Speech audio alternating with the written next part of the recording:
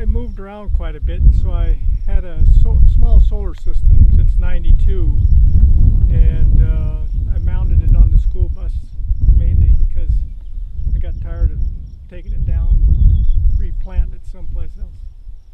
There's 10 panels, and they're 500 watt. That's peak output. That's not average output, but so we got about 5,000 watts, and it runs a refrigerator, freezer, and a real efficient one.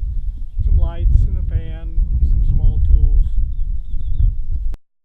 It's nice to have PV because it's small. You can do one panel and then add another 5 panels, and some other year or two later make it bigger. And so it's been a continual growing process, so it hasn't been just one big huge effort. It's been obvious for decades that we're going to run out of fuel someday, and the idea that you can make electricity and power with the sun or the wind is pretty captivating. I enjoy the independent, not having a power line coming in here, and so I go to the extra pains of dealing with the batteries and all that.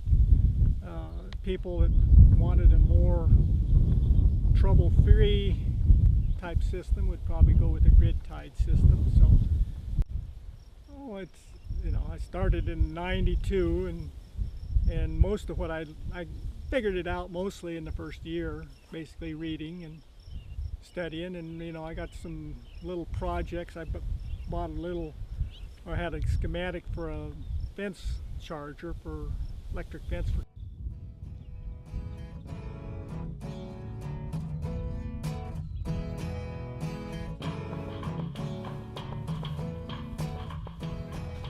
It's just it's not the code, but it's the inverter and the regulator so the panels don't overcharge the batteries, some breakers, plug-ins, some more breakers to break the battery away from the rest of the equipment.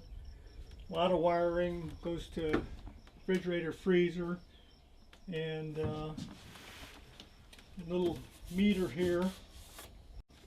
This would be the battery bank here.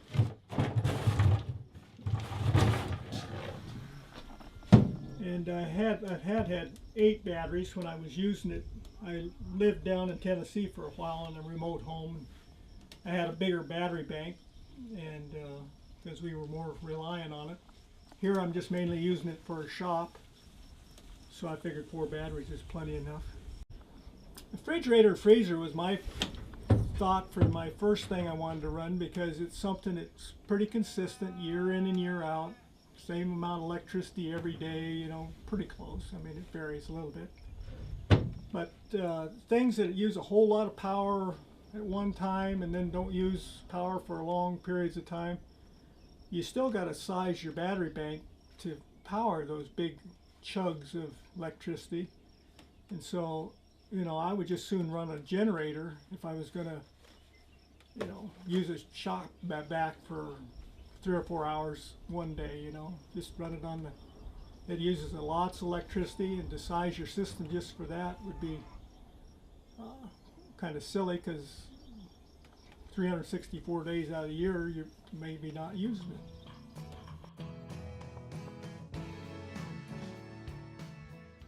Try to encourage people to consider it, especially if you got a remote home someplace or a cabin.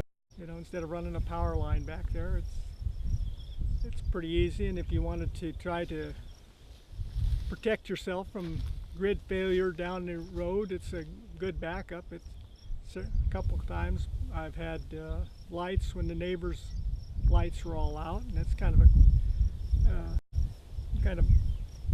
beat your chest a little bit, because here you got something that you're a little more forward thinking than the next guy.